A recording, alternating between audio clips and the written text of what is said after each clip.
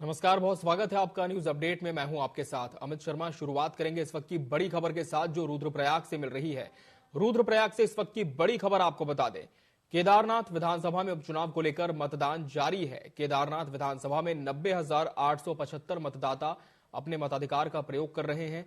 2 zonal और 27 sector में यह क्षेत्र बांटा गया है। केदारनाथ विधानसभा उपचुनाव को लेकर कुल 173 मतदान बूथ बनाए गए हैं। संवेदनशील बूथों पर सीआरपीएफ टीम तैनात है। 130 मतदान बूथों पर वेबकास्टिंग की व्यवस्था की गई है। तो इस वक्त की बड़ी खबर आपको बता दें, केदारनाथ विधानसभा चुनाव को लेकर कुल 173 मतदान बूथ बनाए गए हैं। सभी मतदाता अपने मताधिकार का प्रयोग करें, यही कोशिश भी है प्रशासन की। और हम भी टीवी 24 के माध्यम से यही अपील करेंगे कि अगर आपके क्षेत्र में मतदान हो रहा है, आप इस क्षेत्र के निवासी हैं, तो जरूर आप अपना वोट कास्ट करें। 130 मतदान बूथों पर वेबकास्टिंग की व्यवस्था भी की गई है। रुद्रप्रयाग से ये बड़ी खबर आपको बता रहे हैं। केदारनाथ विधानसभा में उपचुनाव को लेकर मतदान जारी है। केदारनाथ विधानसभा में 90,875 मतदाता हैं और सभी को उम्मीद है कि इस बार परिवर्तन भी होगा। केदारनाथ में कहीं ना कहीं मुद्दों को लेकर जो परिवर्तन की बात कही जा रही है कि उस जनप्रतिनिधि का चुनाव किया जाएगा जो कि मुद्दों को बेहतर ढंग से समझ सके और समस्याओं का निवारण भी कर सके। केदारनाथ विधानसभा चुनाव को लेकर आपको बता दें, कुल 173 मतदान बूथ बनाए गए हैं। रुद्रप्रयाग से ये बड़ी खबर आपको बता रहे हैं।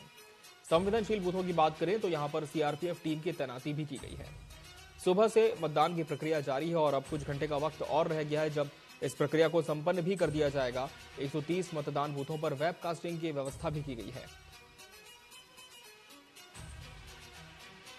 केदारनाथ विधानसभा में उपचुनाव को लेकर आज मतदान हो रहा है। बता दें, केदारनाथ विधानसभा उपचुनाव में भाजपा की ओर से आशा नौटियाल तो वहीं कांग्रेस की ओर से मनोज रावत को प्रत्याशी बनाया गया है। विधायक शैला रानी रावत के निधन के बाद इस सीट पर उपचुनाव हो रहे हैं। आकस्मिक उनका निधन हो गया था, जिसके बाद केदारनाथ विधानसभा सीट खाली हो गई थी और आज यानी कि 20 नवंबर को इस विधानसभा उपचुनाव के लिए वोट कास्ट किए जा रहे हैं। नतीजे 23 तारीख को आएंगे और इस पूरे चुनाव की प्रक्रिया में हमने देखा किस तरह से भाजपा और कांग्रेस दोनों ही दल जी तोड़ मेहनत कर रहे थे। मतदाताओं को लुभाने के अलग अलग प्रयास किए जा रहे थे। जनहितैषी होने की बात दोनों ही पार्टियों ने की थी, लेकिन फिलहाल देखना होगा कि आज जो मतदाता हैं वो जब अपने मताधिकार का प्रयोग करने के लिए पोलिंग बूथ पर पहुंचते हैं, तब किन मुद्दों के आधार पर यहां पर वो ईवीएम का बटन दबाते हैं और प्रत्याशी की किस्मत का फैसला आज इस बक्से में बंद हो जाएगा। नतीजे 23 नवंबर को सबके सामने होंगे। बता दें, 2 जोनल और 27 सेक्टर्स में इस क्षेत्र को बांटा गया है। 2 जोनल और 27 सेक्टर्स में इस क्षेत्र को बांटा गया है। केदारनाथ विधानसभा चुनाव को लेकर कुल 173 मतदान बूथ बनाए गए हैं। रुद्रप्रयाग से ये बड़ी खबर आपको बता रहे हैं। संवेदनशील बूथों की बात करें तो यहां पर संवेदनशील बूथ भी हैं, जहां पर सीआरपीएफ टीम की तैनाती की गई है। 130 मतदान बूथों पर वेबकास्टिंग की भी व्यवस्था की गई है। 130 मतदान बूथों पर वेबकास्टिंग की भी व्यवस्था कर दी गई है। रुद्रप्रयाग से ये बड़ी खबर आपको बता रहे हैं। केदारनाथ विधानसभा में उपचुनाव को वोटिंग जारी है। तो केदारनाथ विधानसभा में 90,875 मतदाता हैं जिन्हें अपने मताधिकार का प्रयोग करना है। तो 2 जोनल और 27 सेक्टर्स में इस क्षेत्र को बांटा गया है। 2 जोनल और 27 सेक्टर्स में इस पूरे क्षेत्र का विभाजन किया गया है। रुद्रप्रयाग से इस वक्त की बड़ी खबर आपको बता रहे हैं। केदारनाथ विधानसभा चुनाव को लेकर वोटिंग लगातार जारी है।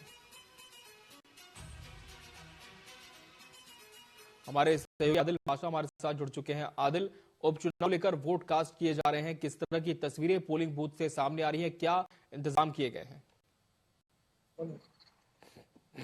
जी आदिल, आप सुन पा रहे हैं मुझे? चलिए, हमारे सहयोगी आदिल पाशा हैं जो कि ग्राउंड पर मौजूद हैं, इनसे भी हम जानने की कोशिश करेंगे कि मतदान केंद्रों पर किस तरह की व्यवस्था मतदाताओं के लिए रखी गई है, सुरक्षा के क्या इंतजाम है और अब तक कितना एक प्रतिशत जो निर्धारित होता है दोपहर 1 बजे के बाद ये आंकड़े और अपडेट होते हैं चुनाव आयोग की तरफ से, तो कितने परसेंटेज वोट यहां पर डाले जा चुके हैं, क्योंकि उम्मीद की जा रही है कि इस बार भी जो मतदाता है वो बढ़ चढ़कर अपने मताधिकार का प्रयोग करने के लिए इस पूरी वोटिंग की प्रक्रिया में सहभागिता निभाएंगे, क्योंकि जितना ज्यादा वोट कास्ट होगा, जितने ज्यादा लोग घर से निकलेंगे, उतना ज्यादा जो जनाधार है वो बढ़ता है। और इस बार भी यही उम्मीद है कि मतदाता अपने घरों से बाहर निकलेंगे, वोट कास्ट जरूर करेंगे। केदारनाथ विधानसभा में उपचुनाव को लेकर जोर शोर से तैयारियां भी दोनों दलों की जारी थी। बहुत सारे मुद्दे भुनाने की कोशिश इस विधानसभा उपचुनाव में की गई है, लेकिन फिलहाल कहीं ना कहीं आशा नौटियाल जो कि भाजपा की प्रत्याशी है, उनके ऊपर भी बड़ी जिम्मेदारी है सत्ता को रिपीट करने की। कांग्रेस को इस गढ़ को भेदना है, तो कांग्रेस की भी अपनी पूरी तैयारी है। बता दें, विधायक शैला रानी रावत के निधन के बाद ये सीट खाली हुई थी और आज यहां उपचुनाव हो रहे हैं। रुक कर लेंगे ग्राउंड जीरो का, हमारे सहयोगी आदिल हमारे साथ जुड़ चुके हैं। आदिल, आप मुझे सुन पा रहे हैं तो जरूर बताएं कि किस तरह की तैयारियां यहां वोटिंग को लेकर के की गई है, और क्या मतदान का जो प्रतिशत है अब तक चुनाव आयोग की तरफ से सामने पाया है कि कितने प्रतिशत मतदान अब तक इस सीट पर हो चुका है?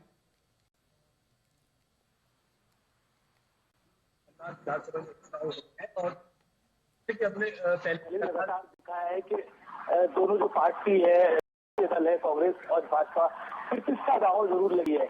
लेकिन सरकार की तरफ से देखा जाए, क्योंकि बद्रीनाथ और मंगलौर विधानसभा उपचुनाव हारने के बाद इस सीट पर सभी पूरी सरकार के कैबिनेट मंत्री और जो नेता थे वो सब सीट पर जुटे थे। वहीं कांग्रेस की तरफ से भी लगातार सारे नेताओं ने एकजुटता दिखाने की कोशिश जरूर केदारनाथ सीट पर की है। और क्योंकि पहली बार ऐसा हुआ है कि जो दिवंगत विधायक शैला रानी रावत, उनकी पुत्री को टिकट देने के प्रयास पहले लगाए जा रहे थे, लेकिन अक्सर उत्तराखंड की सीटों पर देखा गया है जब कोई दिवंगत हो जाता है तो एक परिवार के किसी व्यक्ति को टिकट दे। लेकिन यहाँ भाजपा ने बिल्कुल जो टर्म कार्ड वो दूसरा खेला। मतदान की जब बात करें तो आज 3 बजे तक के आखिर 40 के क्रॉस उत्तराखंड में गए थे। और लेकिन अभी क्योंकि लोग लगातार लाइनों में लगे हैं, लंबी लंबी कतारें अभी लगी है। जहां तक छुटपुट घटनाएं की बात करें तो कोई मामले पूरे, क्योंकि पुलिस और निर्वाचन की टीम पूरी तरह से मुस्तैद थी। कई ऐसी गाड़ियां जिन पर जीपीएस के द्वारा उनको तकरीबन 200 से ज्यादा गाड़ियां निर्वाचन आयोग की था। वहां देखिए नजर रखी जा रही थी, हर किसी व्यक्ति पर आने जाने वाले लोग थे, तो कहीं ना कहीं सतर्क प्रशासन पूरी तरफ था। लेकिन अभी लोग जो जानकार है वहाँ के, वो यही मान रहे हैं कि वोटिंग परसेंटेज, क्योंकि केदारनाथ सीट की अगर बात करें तो हमेशा केदारनाथ में वोटिंग परसेंटेज 59-60-61 तक रहा है। तो अभी भी यही प्रयास लगाया जा रहा है कि वोटिंग खत्म होने के समय तक ये परसेंटेज तक जा सकता है। अमित, बिल्कुल आदिल, आपसे ये भी जानना चाहेंगे कि संवेदनशील बूथों की बात की जा रही है तो वहां पर किस तरह के इंतजाम किए गए हैं, और क्या प्रक्रिया निर्बाध संपन्न हो पा रही है या फिर कुछ घटनाएं भी सामने आ रही हैं? देखिए, ऐसी कोई बड़ी घटना जब कोई चुनाव होता है, आम चुनाव कोई भी होता है, तो छोटी मोटी घटनाएं बूथों पर जरूर देखने को मिलती है। ऐसा ही एक मामला सुबह जरूर देखने को मिला था जब कांग्रेस की तरफ से कहा जा रहा था कि भाजपा के कुछ लोग पोलिंग बूथ के पास आकर पैसों की बांटने की बात करें। हालांकि भाजपा ने इसे पूरी तरह खारिज किया। वो निर्वाचन आयोग से शिकायत की बात कांग्रेस ने जरूर की थी। लेकिन जहां तक संवेदनशील बूथ की बात करें, क्योंकि 173 बूथ पूरे केदारनाथ विधानसभा में लगाए गए और 75% बूथ जो संवेदनशील बूथ थे, जहां ऐसा लग रहा था कि कोई हरकत, कुछ छुटपुट मामले हो सकते हैं, तो उन सभी बूथों को सीसीटीवी कैमरों से वहां की निगरानी की जा रही है। और अतिरिक्त जो पुलिस बल है, चाहे वो राज्य की पुलिस हो या दूसरा सीआरपीएफ, दूसरी जो आईटीबीपी, वो सभी जो पुलिस के बल है वो वहाँ काम कर रहे हैं। तो ऐसी किसी भी घटना से, और मैं एक चीज और बता दूं, पहाड़ी क्षेत्रों में जब मतदान होता है तो जो बूथ कैप्चरिंग और ये दूसरे मामले, ये कभी ऐसी घटनाएं पहाड़ों में कभी नहीं देखी गई है। तो बड़ी शांतिप्रिय मतदान अभी उत्तराखंड की केदारनाथ विधानसभा सीट पर चल रहा है। बिल्कुल आदिल, आपसे हम ये भी समझना चाहेंगे कि इस बार ये जो पूरा उपचुनाव हुआ है, क्या ये सिर्फ प्रतिष्ठा का चुनाव माना जाए या इस बार कुछ मुद्दे विशेष भी यहाँ पर देखने को मिले हैं जिसके आधार पर जो मतदाता है वो अपना वोट कास्ट कर रहे हैं? देखिए, उत्तराखंड में चुनावी मुद्दे की जब बात करें तो कांग्रेस हमेशा सरकार को घेरने का काम कर रही है। चाहे वो राज्य में भ्रष्टाचार को लेकर कांग्रेस सरकार पर लगातार आरोप ले रहे हैं, चाहे वो अंकिता भंडारी हत्याकांड, क्योंकि उत्तराखंड में एक हत्याकांड ऐसा होता है जिसको सभी राजनीतिक पार्टियों ने उसको लाई थी, वो अंकिता हत्याकांड। उसमें कांग्रेस ने हमेशा वीआईपी के नाम की बात की थी, वीआईपी के नाम का खुलासा नहीं हुआ। और बेरोजगार लोगों के लिए कांग्रेस सड़कों पर उतरी है। और कांग्रेस के नेताओं से लगातार हमारी चुनाव के दौरान और चुनाव से पहले बात होती रही, तो उनका साफ कहना था कि जो केदार घाटी में लोगों के रोजगार पर सरकार ने प्रहार किया है, वहाँ युवाओं के पास रोजगार नहीं है, जो छोटे छोटे व्यवसायी हैं, जो वहाँ घोड़े खच्चर वाला काम करते हैं, छोटे छोटे रेस्टोरेंट है या गेस्ट हाउस है, उन लोगों के मुद्दों को लेकर कांग्रेस जरूर केदारनाथ में गई है। और अभी एक चीज और केदारनाथ सीट पर इस बार दिखाई दे रही है, क्योंकि कांग्रेस पर हमेशा आरोप लगता रहा है कांग्रेस गुटबाजी का शिकार है।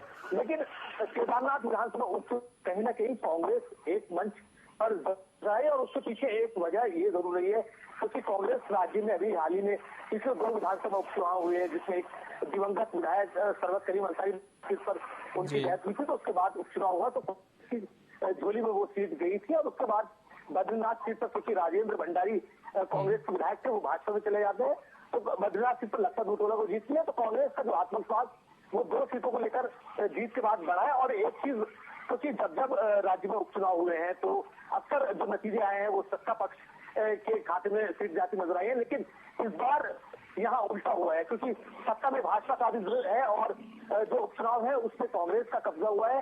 तो कांग्रेस का यह आत्मविश्वास और भारतीय जनता पार्टी की को इस बार केदारनाथ सीट को प्रतिष्ठा भारतीय जनता पार्टी मान के चले। लोगों का मानना है ये भी है कि इस बार क्योंकि पूरी सरकार की नजर केदारनाथ पर है, पीएम नरेंद्र मोदी का एक ड्रीम प्रोजेक्ट केदारनाथ है, तो कहीं ना कहीं केदारनाथ को भारतीय जनता पार्टी इस बार जमाना नहीं चाहती। और यही वजह रही है कि सरकार के सभी कैबिनेट मंत्री, कई विधायक, बड़े बड़े नेता केदारनाथ में एक लंबे प्रवास कर रहे हैं। अमित, बिल्कुल आदिल, और कहीं ना कहीं देखना होगा कि इस बार जो मतदाता है उनका भरोसा किन के साथ जाता है। बहुत बहुत धन्यवाद आपका हमसे जुड़ने के लिए। तो ये थे हमारे सहयोगी आदिल जो कि जानकारी दे रहे थे कि चुनाव की प्रक्रिया लगातार जारी है, लोग अपने मताधिकार का प्रयोग करने पहुंच भी रहे हैं।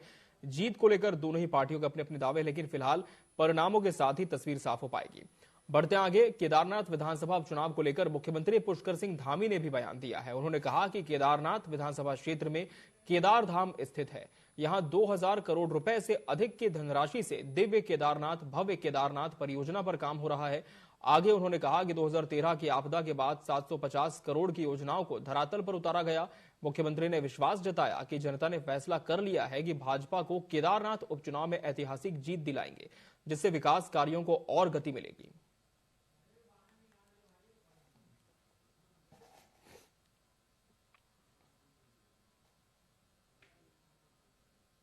देखिए केदारनाथ विधानसभा में श्री केदार धाम स्थित है और हमारे प्रधानमंत्री जी की प्रेरणा से उनके नेतृत्व में लगभग 2000 करोड़ रुपए से अधिक की धनराशि से श्री केदार धाम दिव्य केदार और भव्य केदार बन रहा है। अनेक चरणों में काम हो रहा है।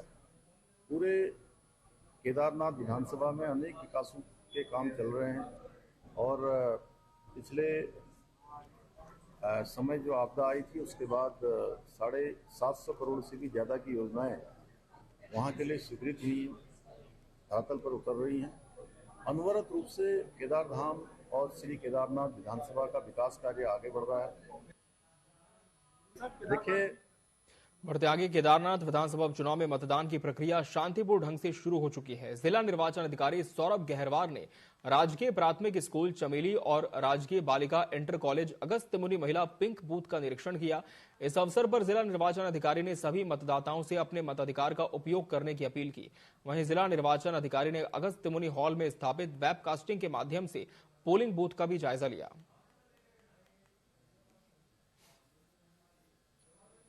4 ऐसे बूथ भी बनाए हैं जिसमें हमारे all women manage polling booth है, जिसमें सारी महिलाएं मतदान अधिकारी हैं।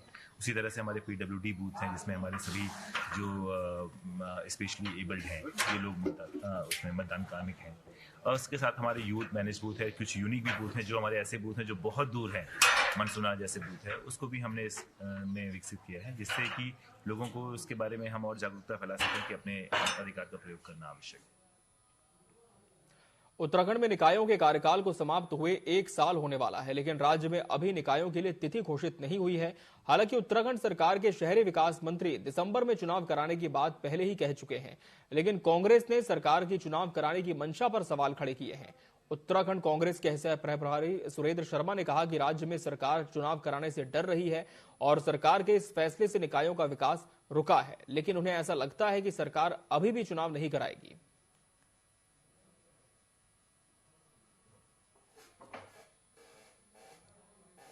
हमारे नेता वार्ड टू वार्ड घूम रहे हैं और एक प्रॉपर प्लानिंग के तहत हम आगे बढ़ रहे हैं। लेकिन दुख की बात यह है, नगर निगम का कार्यकाल 1 साल पहले खत्म हुआ है। कांग्रेस पार्टी बार बार डिमांड कर रही है कि चुनाव करवाए, लेकिन भाजपा जानती है कि हार सामने है, इसी वजह से ये लोग चुनाव टाल रहे हैं बार बार। पर हमें डर है कि आगे और टालेंगे इसको, जबकि हम लोग चाहते हैं कि जो लोकतांत्रिक मूल्यों का वो ऑनर करे चुनाव कराए, नगर निगम को नया मेयर मिले, ताकि जनता के काम सुचारू रूप से शुरू कर सके, विकास के काम कर सके। उत्तराखंड की केदारनाथ विधानसभा में उपचुनाव जारी है और पूरे प्रदेश की नजर आज इस पर टिकी है। पार्टियों के नेता भी चुनावी अपडेट लेने में लगे हैं। इसी को देखते हुए उत्तराखंड विधानसभा में नेता प्रतिपक्ष यशपाल आर्य कांग्रेस मुख्यालय के वॉर रूम पहुंचे और वहां से चुनाव का अपडेट लिया। इसके बाद यशपाल आर्य ने कहा कि ज्यादा से ज्यादा मतदाता अपने मताधिकार का प्रयोग करने आए हैं। वहां का माहौल इस बार कांग्रेस पक्ष में है।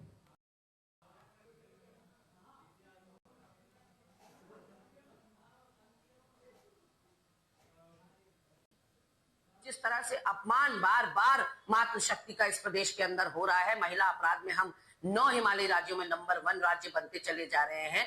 केदार बाबा के वहां कभी 228 किलो सोना चोरी होता है, कभी दूसरा धाम बनाने की दिल्ली में बात की जाती है, कभी अंकिता भंडारी को न्याय नहीं मिलता और कभी भाई भतीजावाद किया जाता है। तो कहीं ना कहीं क्षुब्ध है केदार की जनता और वो मन बना चुकी है कि कांग्रेस के प्रत्याशी मनोज रावत को ही इस बार अपने जनप्रतिनिधि के रूप में उन्होंने चुनना है। सभी हमारे कार्यकर्ता, हमारे परिवार के सभी साथी हर बूथ पर सक्रिय भी हैं और मतदान के लिए भी कर रहे हैं। और जो अभी शुरुआती समय है, लेकिन हमें विश्वास है कि सायं तक अच्छी संख्या में मतदाता अपने मताधिकार का प्रयोग।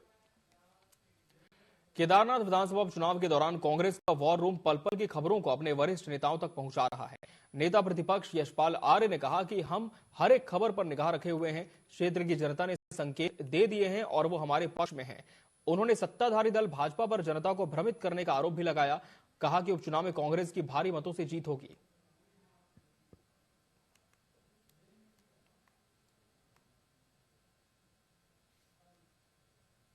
वॉर रूम में हमने अपने पोलिंग बूथ के जो हमारे साथी सहयोगी हैं, जो वहां पर लगातार सक्रिय हैं, उनसे वार्ता की है, बातचीत की है। संकेत, बेहतर संकेत मिल रहे हैं। जो वहाँ की केदार घाटी की वहाँ जनता है, उन्होंने स्पष्ट कर दिया है कि हम बदलाव चाहते हैं, परिवर्तन चाहते हैं। इस तरह का माहौल दिखाई दे रहा है। और कार्यकर्ताओं से हमने कहा है, अपने परिवार के सभी साथियों से कहा है कि सचेत रहने की जरूरत है। कैबिनेट मंत्री गणेश जोशी ने बुधवार को मुख्यमंत्री घोषणा के तहत गढ़ी कैंट में लगभग 10 करोड़ से अधिक की लागत से उत्तराखंड के सबसे बड़े निर्माणाधीन सामुदायिक भवन के निर्माण कार्यों का निरीक्षण किया। इस दौरान कैबिनेट मंत्री ने निर्माणाधीन भवन के निर्माण से संबंधित संस्था के अधिकारियों को निर्धारित समय में निर्माण कार्य पूरा करने के लिए आवश्यक दिशा निर्देश दिए। इस दौरान कैबिनेट मंत्री गणेश जोशी ने कहा कि इस विशाल सामुदायिक भवन का निर्माण कार्य पूरा होने पर लोगों को राहत मिलेगी।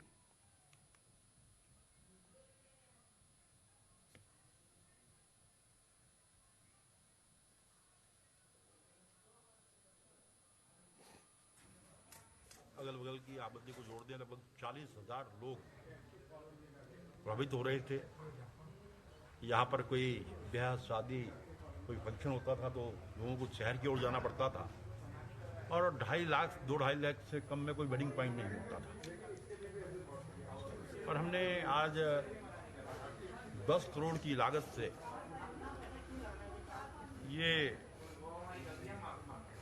वेडिंग पॉइंट या कहने या मिलन केंद्र बनकर तैयार हो रहा है, जिसमें एक साथ 2 या 3 शादी भी हो सकती है। इतना बड़ा ये बना है।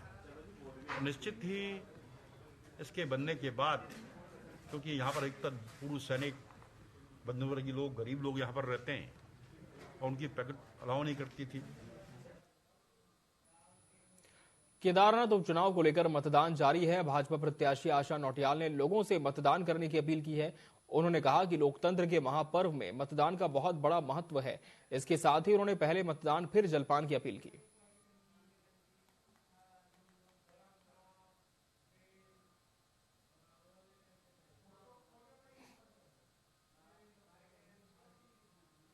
आज लोकतंत्र के महापर्व का सबसे बड़ा दिन है। केदारनाथ की सम्मानित मतदाताओं से मेरा निवेदन है कि मतदान करने जरूर जाएं। मैं भी मतदान के लिए बूथ पर जा रही हूं। पहले मतदान फिर जलपान। केदारनाथ विधानसभा सीट पर भाजपा प्रत्याशी आशा नौटियाल ने बूथ संख्या 21 के सारी गांव में मतदान किया। जिला निर्वाचन अधिकारी सौरभ गहरवार ने राजकीय प्राथमिक विद्यालय चमेली और राजकीय बालिका इंटर कॉलेज अगस्त मुनि महिला पिंक बूथ का निरीक्षण किया। इस अवसर पर जिला निर्वाचन अधिकारी ने कहा कि उप निर्वाचन के महापर्व को लेकर सभी मतदाताओं से अपने मताधिकार का प्रयोग करने की अपील की गई है। उन्होंने बताया कि विधानसभा के अंतर्गत 4 ऐसे मतदान बूथ तैयार किए गए हैं जिनमें दिव्यांग, महिला बूथ, युवा व यूनिक बूथ शामिल हैं। बुजुर्ग महिला मतदाता का कहना है कि उन्होंने रोजगार और बंदरों के आतंक से निजात दिलाने को लेकर वोट किया है।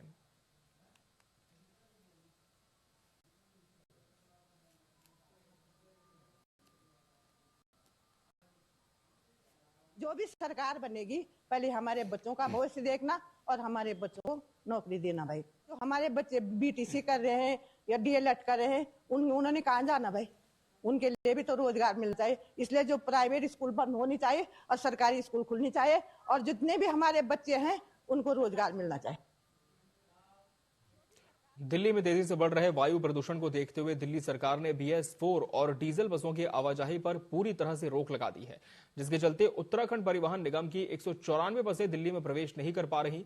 इस परिस्थिति को देखते हुए मुख्य सचिव राधा रतूड़ी ने हाल ही में परिवहन विभाग के अधिकारियों के साथ बैठक कर जरूरी दिशा निर्देश दिए थे। इस पूरे मामले पर नेता प्रतिपक्ष ने सरकार पर जमकर हमला बोला है।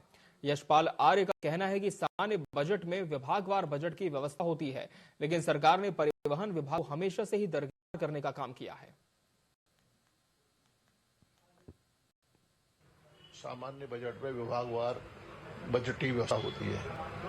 परिवहन विभाग को हमेशा दरकिनार किया गया है। जनरल बजट में बजट की व्यवस्था का न होना ये दर्शाता है कि यहाँ की जो यातायात का प्रमुख साधन है, जो हमारी लाइफलाइन है, बसें हमारी लाइफलाइन है, उसको दरकिनार करके पुरानी बसों को आगे संचालित किया जा रहा है। दिल्ली में बसों को रोका गया है और नया बेड़ा आने की बात लगातार सरकार करती है, लेकिन वो उस आखिरकार कब बसें आएंगी? और माननीय मुख्यमंत्री के पास विभागीय जो प्रमुख विभाग हैं उसमें परिवहन विभाग भी है। कोई समीक्षा नहीं होती है, कोई बैठकें नहीं होती है, बजट में कोई व्यवस्था नहीं होती है और डग्गा मार बसों का बोलबाला है। प्रादेशिक सेना भर्ती के लिए उमड़ी भीड़ के कारण बनी अव्यवस्था का जिम्मेदार परिवहन विभाग की लापरवाही को ठहराया जा रहा है। पिथौरागढ़ के जिलाधिकारी ने 12 से 27 नवंबर तक अतिरिक्त बसों की व्यवस्था के लिए परिवहन निगम के महाप्रबंधक को पत्र भेजा था, लेकिन समय पर बसों की व्यवस्था नहीं हो सकी। पिथौरागढ़ डीएम ने पत्र में स्पष्ट किया था कि उत्तराखंड, यूपी और अन्य राज्यों से बड़ी संख्या में अभ्यर्थी पिथौरागढ़ सेना भर्ती में शामिल होने पहुंचेंगे। वहीं प्रशासन की अव्यवस्था से अभ्यर्थियों में खासा आक्रोश है। ऐसे में प्रशासन के खोखले दावों की व्यवस्थाओं की पोल खोलती तस्वीर सामने आई है।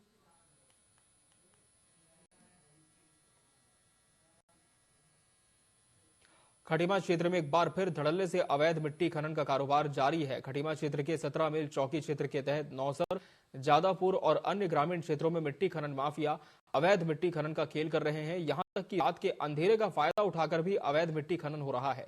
मिट्टी खनन माफिया को शासन तक का डर नहीं है। वहीं शासन प्रशासन मूक दर्शक बना हुआ है। इसे लेकर खटीमा उप जिलाधिकारी रविंद्र सिंह बिस्ट का कहना है कि जो लोग अवैध मिट्टी खनन कर रहे हैं उनके खिलाफ जांच कर कानूनी कार्रवाई की जाएगी।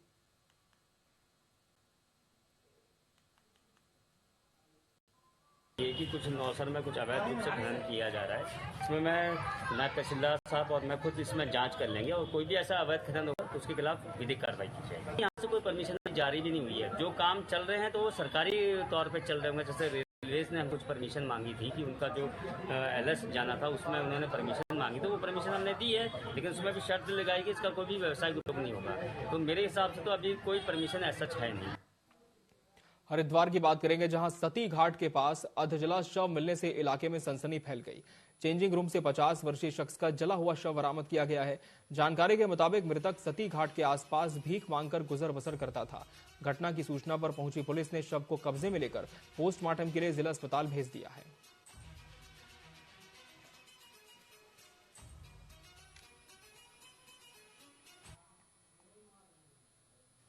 न्यूज अपडेट में फिलहाल इतना ही। मुझे और मेरी पूरी टीम को दीजिए इजाजत। नमस्कार।